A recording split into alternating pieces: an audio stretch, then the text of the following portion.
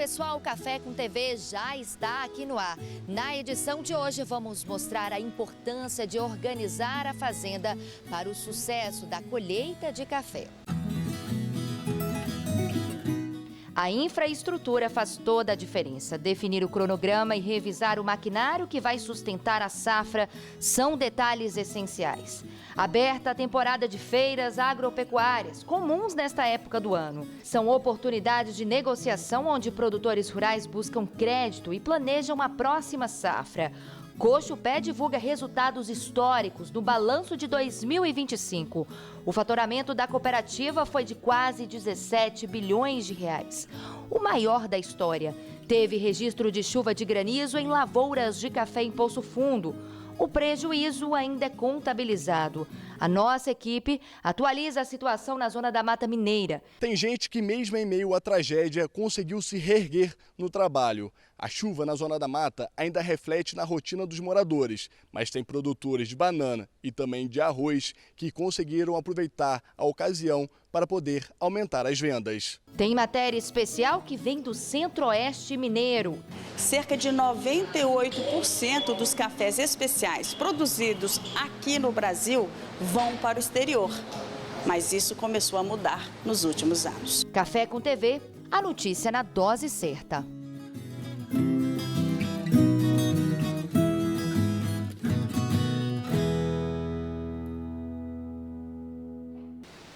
Abrimos a edição de hoje de olho na colheita de café. Na semana passada mostramos os últimos detalhes do manejo. Agora você vai ver a importância da infraestrutura na fazenda. Organizar a rotina, definir o cronograma e revisar o maquinário que vai sustentar a safra são detalhes essenciais para o sucesso do trabalho. Antes da colheita ganhar corpo na lavoura, o trabalho já começa aqui, em outra frente da fazenda. Segundo Roberto Vergueiro, administrador da Fazenda Santa Cruz e instrutor do Senar, esse é o momento de colocar a infraestrutura no radar e organizar a rotina para não ter que depois correr atrás do prejuízo. A filosofia era manutenção corretiva. O que é manutenção corretiva? É aquela que quando quebra, arruma. E eu vou começar, já estou implantando a preventiva. Então, a máquina só quebra quando trabalha. Então, eu tenho que fazer uma preventiva para não ficar aí correndo, quebra uma varredeira de café na lavoura. Então, para a colheita, porque não tem a varredeira. A colhedeira, mesmo aqui, um lavador de café. Então, não pode quebrar na hora que está trabalhando, que é a hora da colheita. Depois que sai do pé, o café entra em uma estrutura que precisa estar pronta para receber cada lote, sem levar defeito para dentro do processo. Aqui na fazenda já começaram a limpeza e o conserto das máquinas, como o lavador. O lavador, além de limpar as impurezas da lavoura, sabe, pauzinho, torrão, então tudo isso aí, além disso, ele separa também o boia, que já é um café já mais adiantado na secagem, do cereja e verde, tá? Então, o que vai acontecer? Cada um desses três cafés está com uma umidade diferente. O boia, por exemplo, é 20% de umidade, o cereja está em torno de 40% e o verde está em torno de 70%. Seu Roberto conta com 6 secadores de café, além de esteiras, moega e um sistema que precisa funcionar em sequência para a operação não parar. Nesse tipo de estrutura, a limpeza também entra como parte da preparação. As máquinas, elas escondem muito café. Dependendo da máquina, ela esconde café. Inclusive, se eu não fizer agora, a gente está fazendo limpeza aqui, tem café do ano passado aqui. Se eu não faço limpeza, eu vou encontrar o café, quer dizer, do ano passado está fermentado, claro, né? Então, eu vou encontrar com o café desse ano com o grão fermentado aqui e vou estragar os meus lotes desse ano. Então, a limpeza é importante antes da colheita e durante a colheita também. No fim desse processo, a fazenda ainda tem a via seca, com o café de varrição. Aqui, de acordo com o Roberto, o equipamento sem alinhamento e sem nivelamento podem comprometer o funcionamento da máquina. O café ele não dá sequência na máquina, então ele repuxa para um lado da máquina, né? Depois, se vocês quiserem gravar lá em cima, eu vou mostrar. Ele repuxa e vai para o canto da máquina. Ele não segue a sequência dele, de tirar pauzinho, de tirar pedra, de tirar tudo isso aí. Durante o processo de trabalho dela tem que ser eliminado. O que eu tenho que receber aqui embaixo é só o café. O resto tem que ficar lá em cima. No trabalho da máquina é para isso, né? É para limpar o café. E do jeito que estava, não estava limpando nada, porque ele ficava num canto só da máquina e era arrastado tudo. Então vinha tudo para baixo. Tudo que entrou lá na moega saía aqui embaixo. Então não acontecia nada. Então era melhor não usar a máquina, né? Do que usar e não acontecer nada. No final das contas, não valia de nada.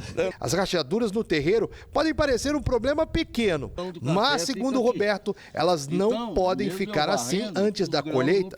Isso porque os grãos podem se acomodar nesses espaços, ficar presos mesmo depois da varrição e acabar fermentando, comprometendo a qualidade do café. Eu vou aprofundar a trinca, né, antes de jogar o produto, antes de jogar a lama asfáltica, porque se eu não aprofundar, jogar em cima só da trinca, primeira passada de rodo que eu der aqui, o serviço meu está acabado. Então é importante que a gente, com o martelete, aprofunde, né? Faça aí mais ou menos aí uns 10 centímetros de fundura nela, né? Para depois eu entrar com o material. E aí sim vai ficar um terreiro perfeito para que eu possa fazer o manejo do café. Essa preparação toda não passa apenas pelas máquinas.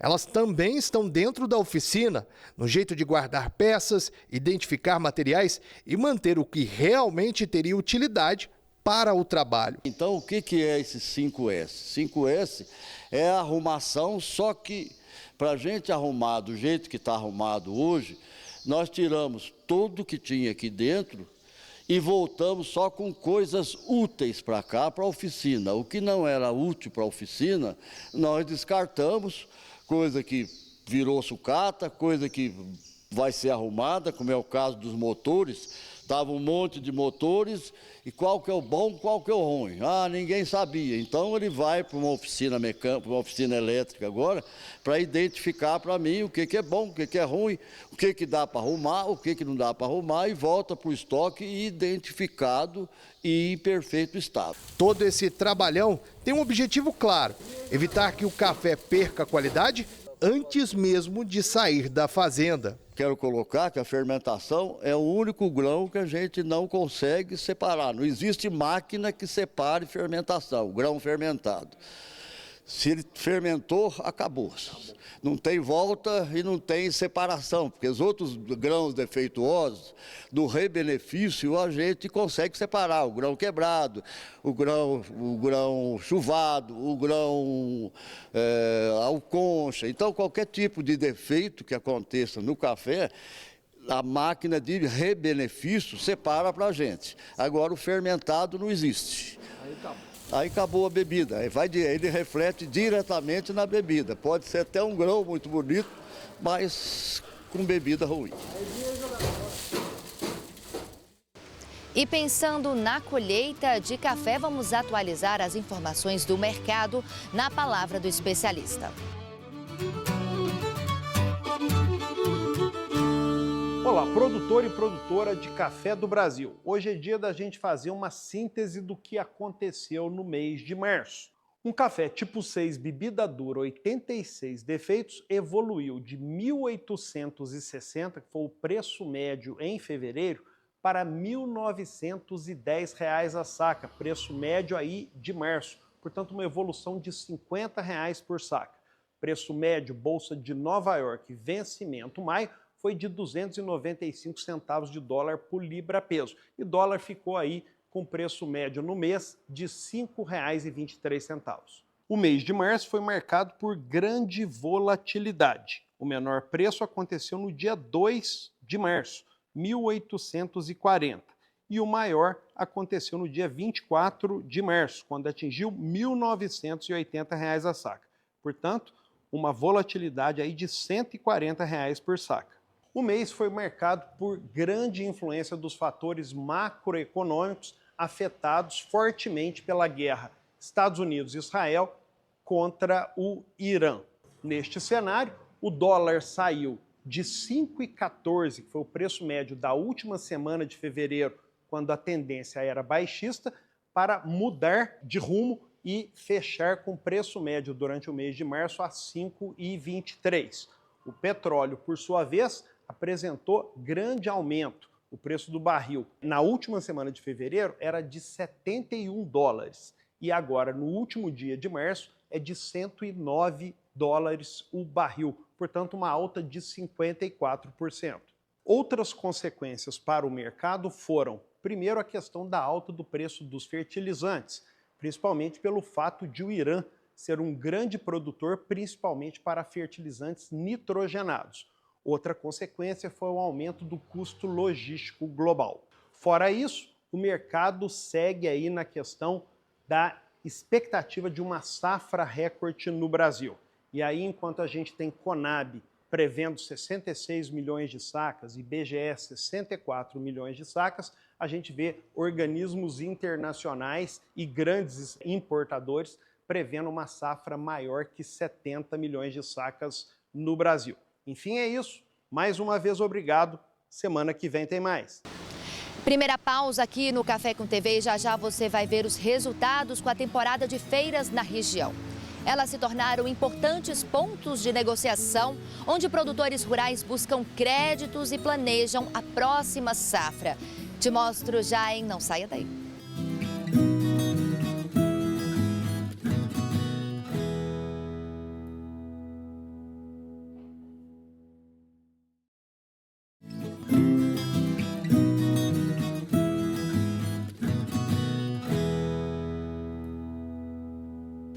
Viu como foi bem rapidinho? Já estamos aqui de volta. As feiras agropecuárias comuns nesta época do ano vão muito além da exposição de produtos. Elas se tornaram importantes pontos de negociações, onde produtores rurais buscam créditos e planejam a próxima safra. Uma das principais alternativas é o barter, um modelo de troca que permite a compra de insumos e maquinários sem pagamento imediato. Entenda isso na reportagem. A FEMAGRE 2026, promovida pela Cochupé, bateu recordes em mais uma edição. A feira aconteceu em Guaxupé e reuniu mais de 45 mil visitantes em 3 dias. O número de orçamentos também chamou a atenção.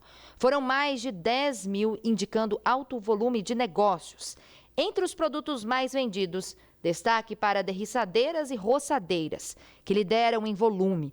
Já no faturamento, as máquinas de pós-colheita, como os secadores e beneficiadores de café, ficaram no topo. Nesta edição, o fator externo mudou o comportamento do produtor.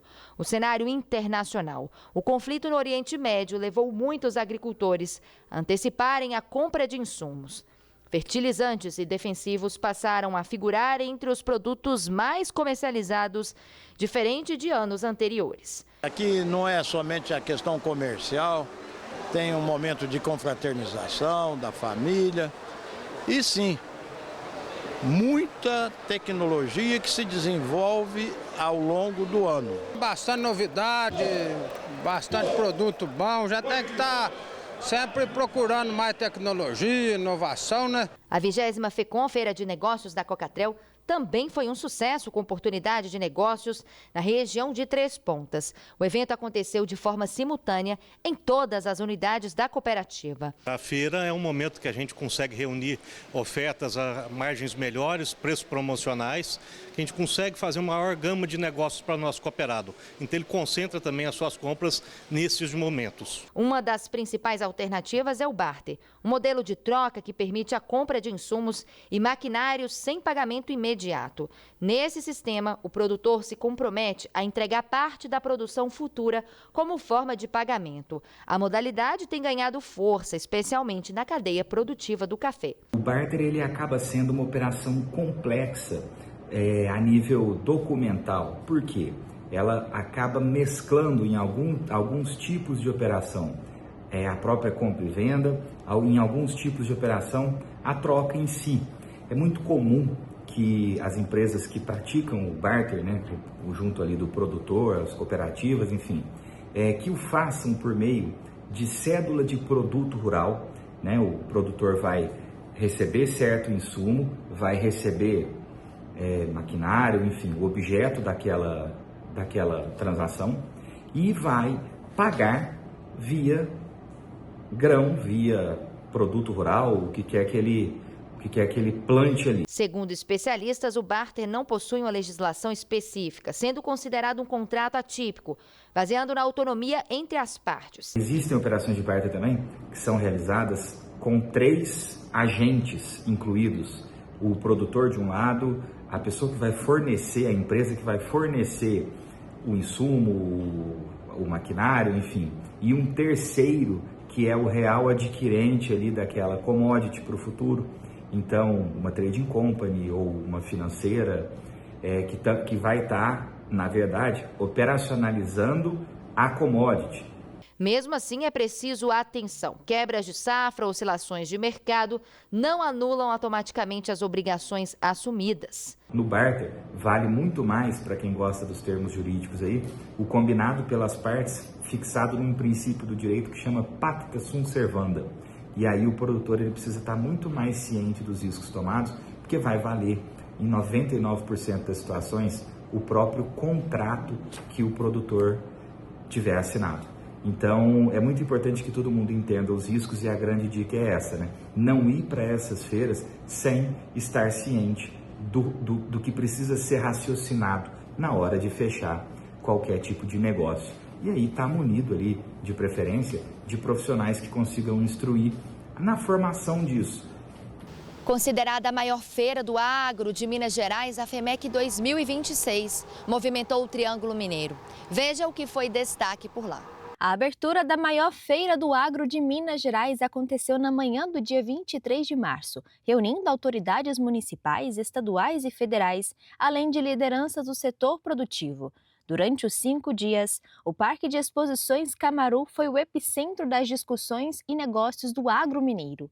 Com mais de 370 expositores, a feira consolidou sua posição estratégica.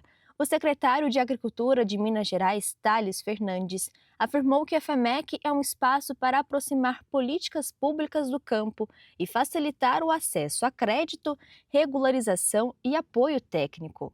O Estado participa aqui com as suas vinculadas IME, Matéria e Pamig e com a parceria que tem junto ao Sindicato Rural aqui de Uberlândia, que faz a feira. Então nós trazemos as políticas públicas do governo de Minas para dentro da feira, para que os produtores conheçam as políticas públicas, acessem as políticas públicas e possam ter facilidade, principalmente desburocratizando todas as ações que permeiam a agroindústria de pequeno porte, crédito rural, questões ambientais, questões fiscais, questões trabalhistas.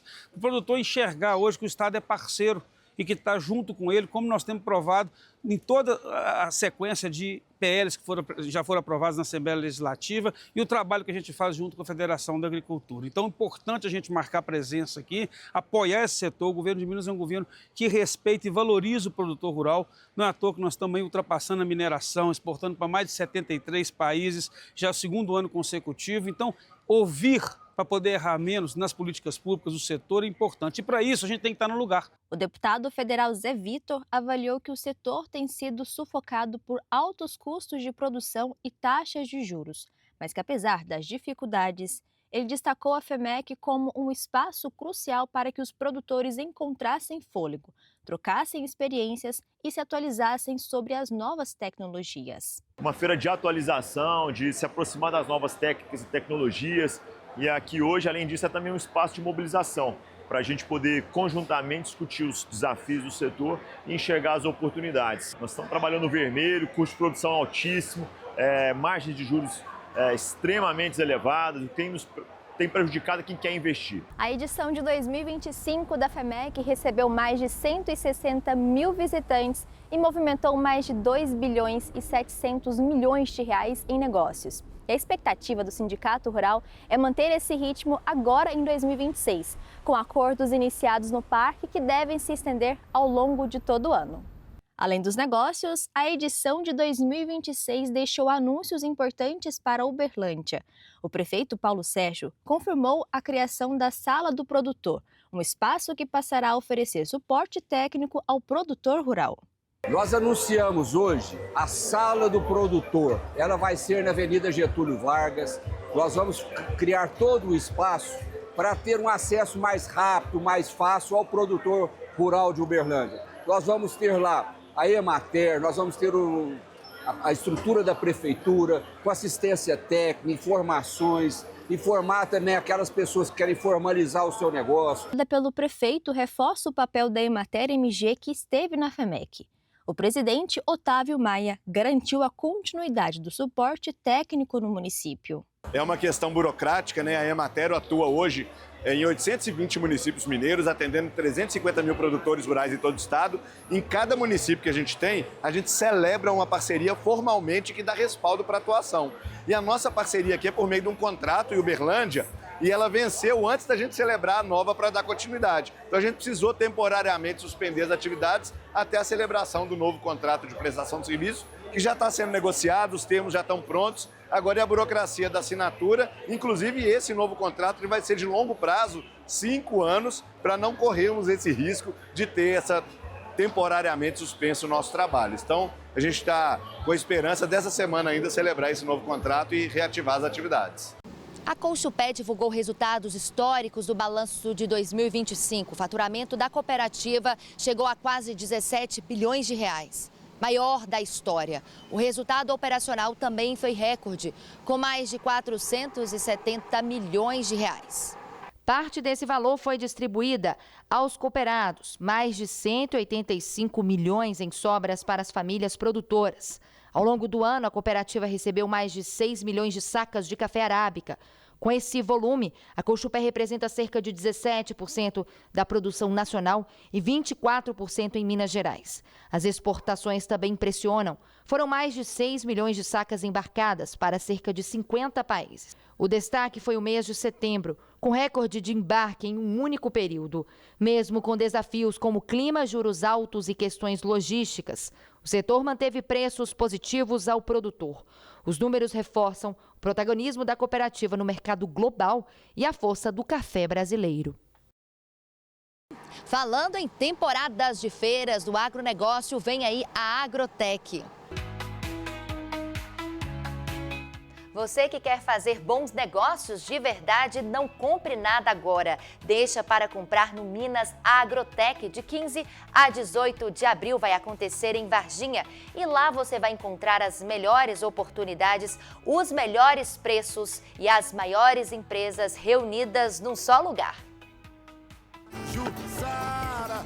Olá, meus amigos, aqui é o cantor Sandro César. Estou passando para convidar você para o primeiro Minas Agrotech aqui em Varginha, no sul de Minas. Não percam, a maior feira de agronegócio do país. Estarei esperando vocês lá. Eu e você estamos juntos e misturados. Leve a família toda, deliciosas comidas mineiras, espaço kids para as crianças brincarem à vontade e o espetáculo que ninguém vai esquecer, um café gigante com mais de 3.000 litros de café coado fresquinho para todo mundo. Entrada totalmente gratuita, show ao vivo, sorteios de Botox, cursos profissionalizantes e muita surpresa. De 15 a 18 de abril de 2026, aqui em Varginha, Minas Gerais. Vem pro Minas Agrotech. Acesse o site agora, minasagrotech.com.br e garanta a sua presença.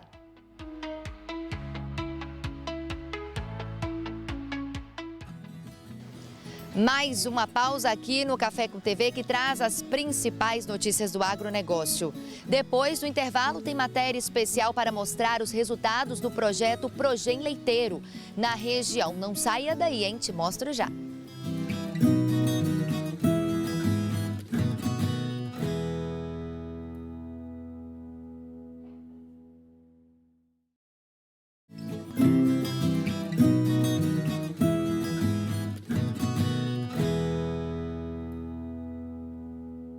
O Café com TV já está aqui de volta. O que no ano passado ainda era expectativa, agora começa a virar entrega no campo. Na Fazenda Vargem Grande, em Monsenhor Paulo, o Progem Leiteiro avança com bezerras de alto valor genético, destinadas a produtores cooperados. O que no ano passado ainda era um projeto de melhoramento genético, agora começa a ganhar forma na prática. Na fazenda Vargem Grande, no município de Monsenhor Paulo, o Progem Leiteiro chega a uma nova etapa com a entrega das bezerras Girolando, geradas a partir de um trabalho que une seleção, biotecnologia e muito planejamento. Em primeiro lugar foram as mães doadoras, que são animais da raça Gir, com genética superior, e isso comprovado pela avaliação genômica dos animais. Em segundo lugar, foi a escolha do sêmen dos touros da raça holandês, que são sêmens também de origem de touros geneticamente provados lá nos Estados Unidos para a qualidade de produção de leite. Então, através da técnica da fertilização in vitro, nós fizemos aspiração folicular, né, no ovário das mães doadoras.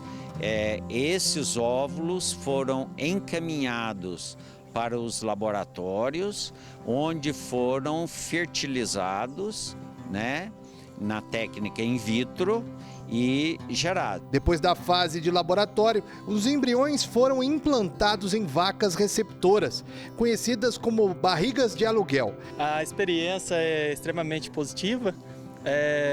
Não é nada fácil, tem muitos desafios para chegar no resultado final, que são os produtos que vão ser entregues hoje, e com certeza são animais que vão ser melhoradores, animais que foram feitos com muito carinho, dedicação, feitos como se fossem para nós mesmos. Para o Cicobi Credivar, o programa tem um objetivo muito claro: abrir ao cooperado a porta de uma genética que muitas vezes parece distante da realidade de pequenos e médios produtores. Esse Progem Leiteiro é uma iniciativa, né, do Cicobi Credivar com a fazenda Vargem Grande do professor Ronaldo, que vai proporcionar uma genética para os nossos associados.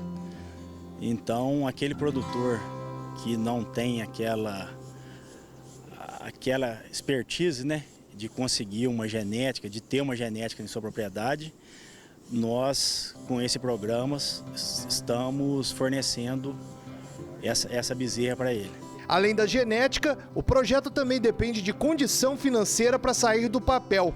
No caso dos produtores enquadrados no Pronaf, o Cicobi Credivar diz que há linhas com juros mais baixos. Nós podemos oferecer para o cooperado linhas de financiamento com juros acessíveis, mais em conta, como é o caso do Pronaf.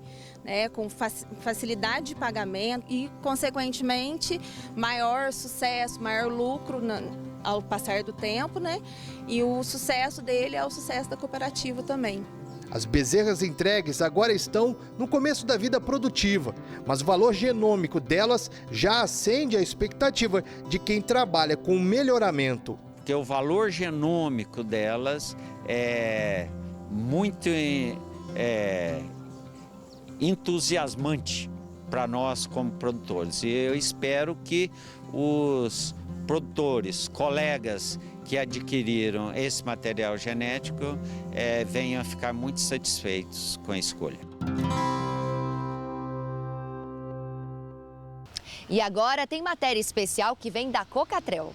A Cocatrel participa de um projeto piloto para medir a emissão de carbono em propriedades cafeeiras. A iniciativa foi realizada em parceria com duas empresas que se destacam.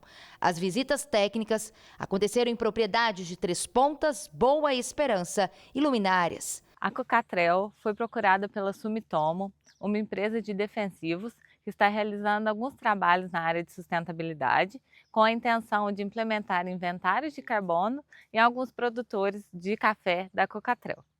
Nesse sentido, nesse momento, nós estamos realizando as visitas de auditoria desse projeto, que nada mais é do que verificar a quantidade de carbono que é emitida em uma propriedade de café e quanto de carbono que é sequestrado nessa propriedade.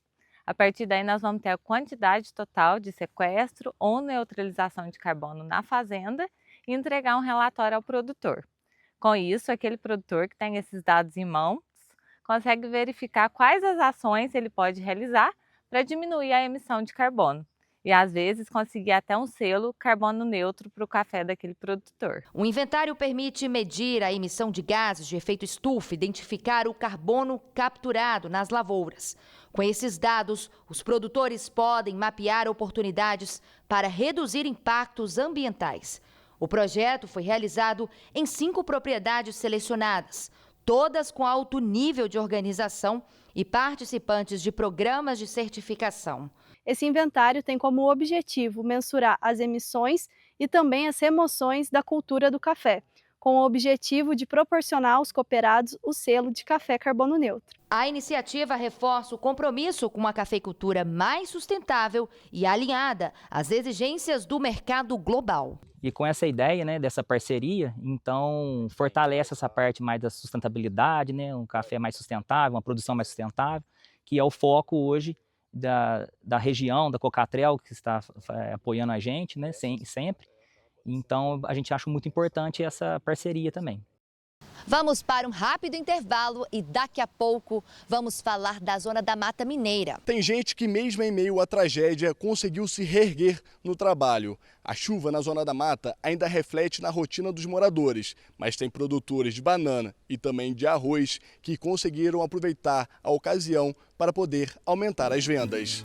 Todos os detalhes já aqui no Café com TV.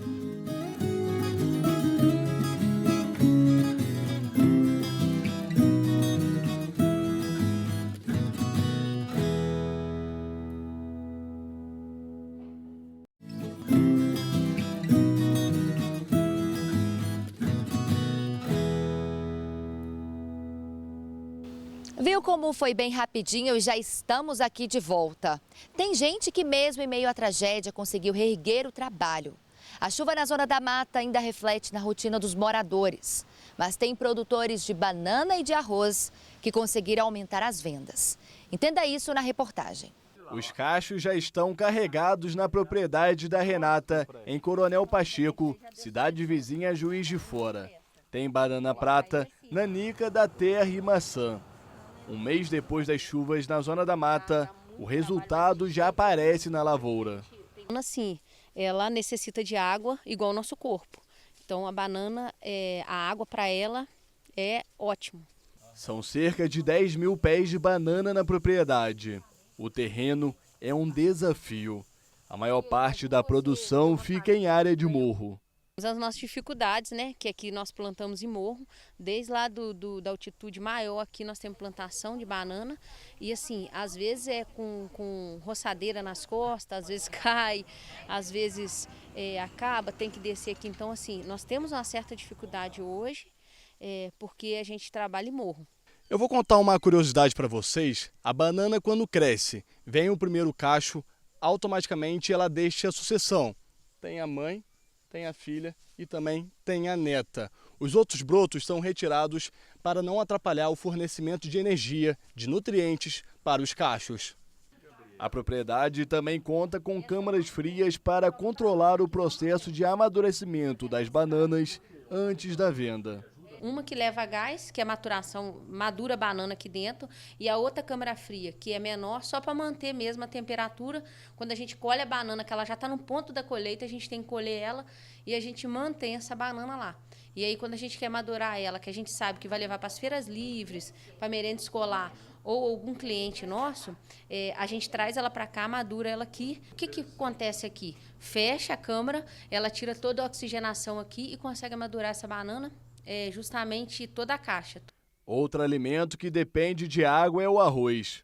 Produtores estão recebendo orientação da Emater para melhorar a produção. Nessa época do ano, de novembro para cá, costuma chover muito, né? Então é uma cultura que se beneficia dessa chuva, né? Desses índices mais altos de pluviosidade.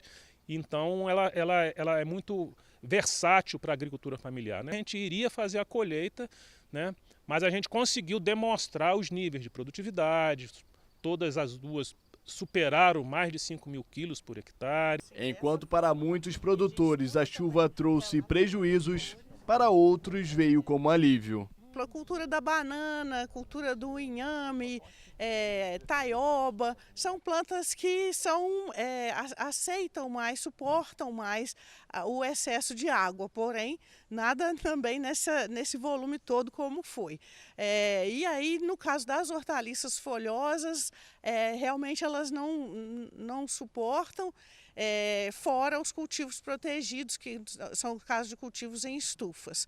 Felizmente essa etapa a gente está superando, né? Agora já fez um mês em relação a essas chuvas piores, mas a gente continua aí nessa fase de recuperação. Toda a renda da família da Renata vem da agricultura. Durante a safra, são colhidas cerca de 100 caixas de banana por semana. Se no fim do ano passado a falta de chuva atrasou a produção, agora a expectativa é de recuperação mais rápida e até de antecipação da colheita. A chuva veio tarde, mas a banana já está reagindo numa satisfação muito grande para nós. Voltamos com as atualizações do mercado de café. A alta do petróleo e a volatilidade cambial elevam as despesas no campo. Veja só na reportagem. O barril voltou a superar os $100, refletindo as incertezas no Oriente Médio. Com isso, os custos de produção no campo disparam, especialmente com o aumento do diesel, fertilizantes e defensivos. Ao mesmo tempo, os produtores enfrentam pressão nas cotações de café. Os preços do arábico e do robusta tiveram quedas recentes. O mercado também reage às expectativas sobre a safra brasileira. Apesar das chuvas favoráveis, produtores avaliam que as perdas do ciclo anterior não serão totalmente recuperadas. Outro fator de pressão é o baixo nível de estoques nas mãos dos produtores. No mercado interno, as negociações seguem mais lentas, com menor volume de negócios. O cenário mostra um setor pressionado entre custos em alta e preços instáveis, exigindo cautela dos produtores para os próximos meses. Um estudo mede o potencial do café arábica no sul dos Estados Unidos. Esse trabalho compara 4 cultivares. O projeta custos e receitas e ainda lista limites para a produção local. Os cientistas testaram 4 cultivares de coffea arábica, avaliando produtividade, qualidade e rendimento. Além dos dados agronômicos, o trabalho também projetou custos de produção e possíveis receitas para produtores locais. A proposta é apresentar o café como uma alternativa de maior valor para áreas subtropicais. O estudo ganha importância em um cenário de alta demanda e instabilidade na oferta global do produto. Atualmente, os Estados Unidos são os maiores consumidores de café do mundo e dependem de importações. Por isso, a produção interna pode ajudar a garantir mais segurança no abastecimento, mesmo com os resultados promissores. O estudo aponta desafios como clima, solo e necessidade de manejo específico. A pesquisa abre caminho para novas possibilidades, mas mostra que a produção de café na região ainda exige planejamento e adaptação. Última pausa bem rápida aqui no programa. Já tem matéria especial que vem do centro-oeste de Minas. Cerca de 98% dos cafés especiais produzidos aqui no Brasil vão para o exterior. Mas isso começou a mudar nos últimos anos. Agora tem a pergunta da semana no Quiz do Café.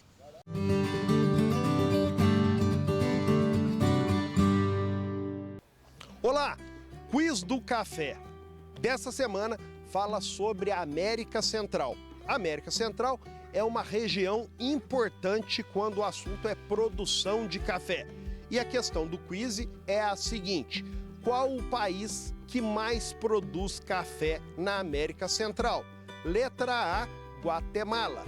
B, Honduras. C, Costa Rica. E D, El Salvador. A gente vai para o intervalo e na volta a gente responde o quiz do café.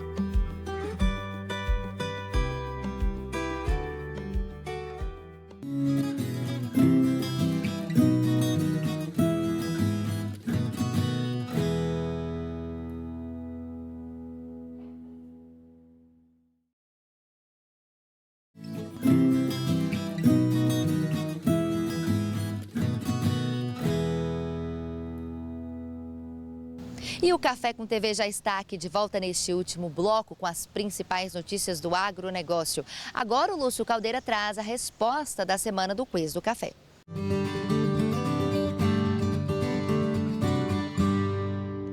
Olá, voltamos com o Quiz do Café, fazendo aí a pergunta sobre qual é o país que mais produz café na América Central. Letra A, Guatemala, B, Honduras, C, Costa Rica e D, El Salvador. Acertou quem marcou a letra B. Honduras é o país que mais produz café na América Central, com aproximadamente 6 milhões de sacas. Enfim, é isso. Semana que vem a gente volta com mais um Quiz do Café.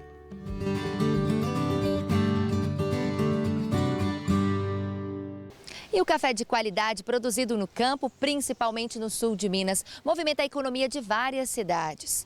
O número de cafeterias especializadas tem aumentado a cada ano no Brasil.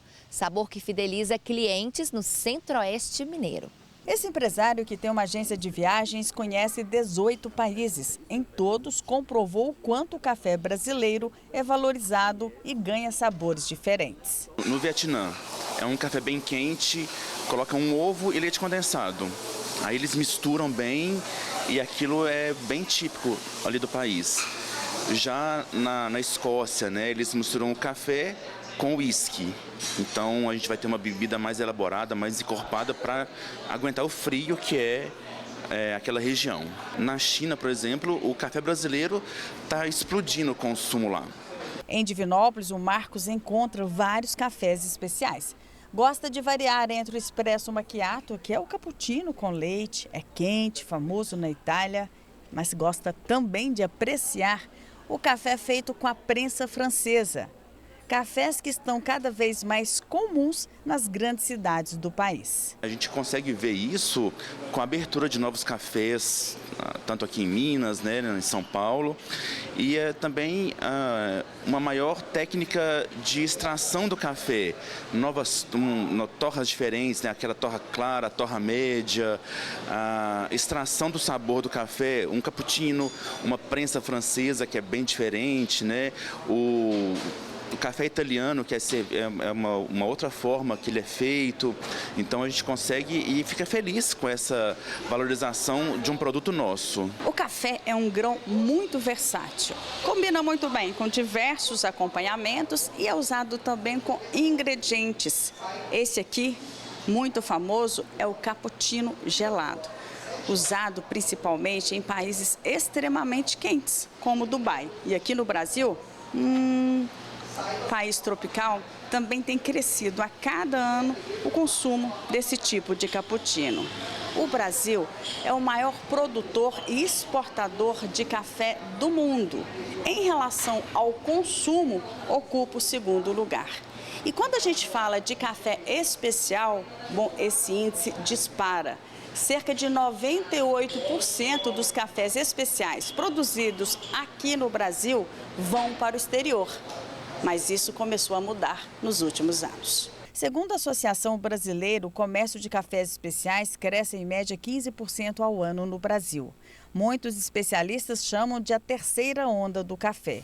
Isso significa que os brasileiros estão deixando de consumir apenas a bebida tradicional para buscar sabores diferentes. Há 9 anos, a Rimeile aposta nessa tendência. Além daquele lanchonete, o salgado, a gente queria trazer o cafezinho, acompanhado aí de várias quitandas, né? E também trazer também esse público aí diferente, né? Um público que está cada vez crescendo mais aí no país, que é o público dos cafés gourmetizados. E veja outros destaques do agronegócio. Uma forte chuva de granizo atingiu a zona rural de Poço Fundo. O fenômeno foi registrado no bairro Barra Grande e causou prejuízos a produtores rurais. As imagens mostram a quantidade de gelo em uma lavoura de café. Uma plantação de fumo também foi danificada pelas pedras de gelo que caíram com forte intensidade sobre a lavoura. Moradores relataram que a chuva foi rápida, mas o suficiente para comprometer boa parte da produção. Ainda não há um levantamento oficial sobre o tamanho dos prejuízos causados pelo temporal.